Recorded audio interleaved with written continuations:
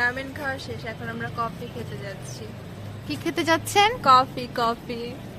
আমাদের ঈদ শুরু হয়েছে, অনেকদিন পর ছুটি পাইছি আর পৃথার সাথে ডেটিং এ বের হয়েছি। মিথ্যা কথা, তিথি আপু কফি খেতে যাবে আর আমি গরু কিনতে যাচ্ছি। ও শিট, গরুর দাম কত? 1,60,000।